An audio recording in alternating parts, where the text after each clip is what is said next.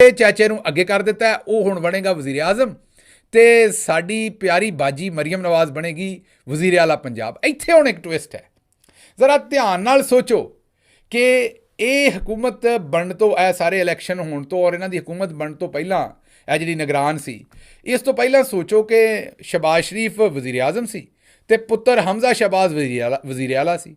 ਜੇ ਚੌਧਰੀ ਨਿਜ਼ਾਮਦੀਨ ਨੇ ਵਾਕਈ ਇਹਨਾਂ ਨੂੰ ਹਕੂਮਤ ਦੇਣੀ ਹੁੰਦੀ ਇੱਜ਼ਤ ਨਾਲ, ਤੇ ਕੀ ਉਸ ਵੇਲੇ ਚੁੱਪ ਕਰਕੇ ਹਮਜ਼ਾ ਸ਼ਹਬਾਜ਼ ਨੂੰ ਪਾਸੇ ਕਰਕੇ ਇੱਕ ਜ਼ਿਮਨੀ ਇਲੈਕਸ਼ਨ ਕਰਾ ਕੇ ਉੱਥੋਂ ਮਰੀਮ ਬੀਬੀ ਨੂੰ ਲਿਆ ਕੇ ਇੰਜੀ ਪ੍ਰਿੰਟ ਆਊਟ ਦੇ ਵਿੱਚੋਂ ਫੈਸਲਾ ਕੱਢਦੇ, ਇੰਜੀ ਮਰੀਮ ਸਾਹਿਬਾ ਨੂੰ ਲਿਆ ਕੇ ਬਹਾ ਕੇ ਤੇ ਵਜ਼ੀਰ ਆਲਾ ਬਣਾ ਦਿੰਦੇ। ਤੇ ਇਸੇ ਤਰੀਕੇ ਨਾਲ ਕੋਈ ਐਮਰਜੈਂਸੀ ਲਾ ਕੇ ਆਈਨ ਤੇ ਪਹਿਲਾਂ ਹੀ ਤੋੜਿਆ ਸੀ ਤੇ ਇਸ ਹਕੂਮਤ ਨੂੰ ਕੋਈ 2-4 ਸਾਲ ਹੋਰ ਚਲਾ ਦਿੰਦੇ ਤੇ ਸ਼ੌਕ ਪੂਰਾ ਕਰ ਦਿੰਦੇ, ਬਲਕਿ ਸ਼ੌਂਕ ਪੂਰਾ ਕਰ ਦਿੰਦੇ। ਉਹਨਾਂ ਸ਼ੌਂਕ ਪੂਰਾ ਕਰਨ ਦੀ ਬਜਾਏ ਉਹਨਾਂ ਆਖਿਆ ਨਹੀਂ, ਜ਼ਰਾ ਮੈਦਾਨੇ ਨਿਕਲੋ, ਤੁਹਾਨੂੰ ਪੂਰਾ ਵਿਜ਼ਿਟ ਕਰਨਾ ਹੈ ਇਸ ਵਾਰੀ। ਉਹਨਾਂ ਜਨਾਬੇ ਵਾਲਾ ਚੌਧਰੀ ਸ਼ਰੀਫ ਸਾਹਿਬ ਨੂੰ, ਵੱਡੇ ਸ਼ਰੀਫ ਸਾਹਿਬ ਨੂੰ ਮੈਦਾਨੇ ਕੱਢਿਆ। ਉਸ ਤੋਂ ਬਾਅਦ ਜੋ ਕੁਛ ਉਹਨਾਂ ਨਾਲ ਕਰ ਛੜਿਆ, ਜੋ ਛਿੱਤਰੋ ਛਿੱਤਰੀ ਕੰਮ ਹੋਇਆ, ਕੰਬਲ ਪਾ ਕੇ ਵੀ ਕੁੱਟਿਆ ਤੇ ਆਖਰ ਤੇ ਪਾਣੀ ਪਾ ਕੇ ਵੀ ਕੁੱਟਿਆ। ਦੋਨਾਂ ਤਰੀਕਿਆਂ ਨਾਲ ਕੁੱਟਣ ਤੋਂ ਬਾਅਦ ਉਹਨਾਂ ਹੁਣ ਡੱਬਾ ਵੀ ਬੰਨ੍ਹ ਦਿੱਤਾ ਨਾਲ।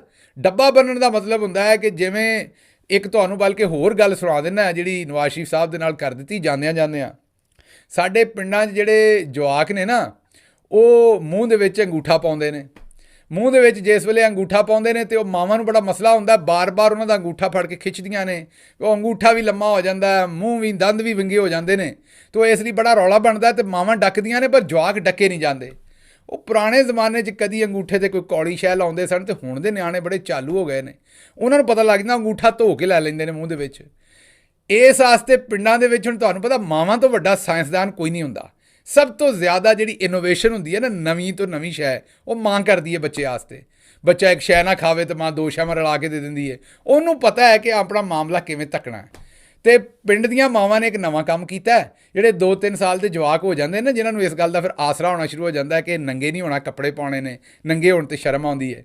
ਉਹਨਾਂ ਬੱਚਿਆਂ ਦੀ ਸ਼ਲਵਾਰ ਦੀ ਲਾਸਟਿਕ ਮਾਵਾਂ ਢਿੱਲੀਆਂ ਕਰ ਦਿੰਦੀਆਂ ਨੇ। ਉਹਦੇ ਨਾਲ ਹੁੰਦਾ ਕੀ ਹੈ ਕਿ ਬੱਚਾ ਜਿਹੜਾ ਉਹ ਸਾਰਾ ਦਿਨ ਜਦੋਂ ਭੱਜਦਾ ਤੇ ਸ਼ਲਵਾਰ ਸੁੱਥਣ ਥੱਲੇ ਡਿੱਗਦੀ ਹੈ, ਉਹ ਸੁੱਥਣ ਫੜਦਾ ਤੇ ਉਹਦੇ ਨਾਲ ਉਹਦਾ ਹੱਥ ਜਿਹੜਾ ਮਸਰੂਫ ਰਹਿੰਦਾ, ਸਾਰਾ ਦਿਨ ਸੁੱਥਣ ਫੜ ਕੇ ਹੀ ਭੱਜਦਾ ਹੈ। ਜਿਸ ਵੇਲੇ ਸੁੱਥਣ ਨੂੰ ਹੱਥ ਰੱਖਦਾ ਤੇ ਹੱਥ ਜਿਹੜਾ ਉਹ ਮੂੰਹ 'ਚ ਨਹੀਂ ਆ ਸਕਦਾ, ਤੇ ਬਜਾਏ ਇਸ ਦੇ ਕਿ ਉਹਦਾ ਮੂੰਹ ਦੇ ਵਿੱਚੋਂ ਹੱਥ ਬਾਰ-ਬਾਰ ਫੜ ਕੇ ਖਿੱਚੋ, ਉਹਦਾ ਹੱਥ ਹੀ ਸੁੱਥਣ 'ਤੇ ਰਖਵਾਓ, ਸੁੱਥਣ ਹੀ ਸਾਂਭਦਾ ਰਹੇ। ਇਹੀ ਕੰਮ ਚੌਧਰੀ ਨਿਜ਼ਾਮਦੀਨ ਨੇ ਸ਼ਰੀਫ ਟੱਬਰ ਨਾਲ ਕੀਤਾ। ਇਹ ਹੁਣ ਆਪਣੀ ਸੁੱਥਣ ਹੀ ਸਾਂਭਦੇ ਰਹਿਣਗੇ।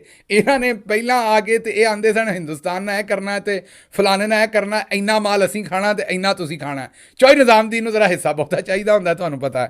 ਤੇ ਚੌਧਰੀ ਨਿਜ਼ਾਮਦੀਨ ਨੇ ਇਹਨਾਂ ਨੂੰ ਹੁਣ ਸੁੱਥਣ ਦਾ ਵਕਤ ਪਾ ਦਿੱਤਾ।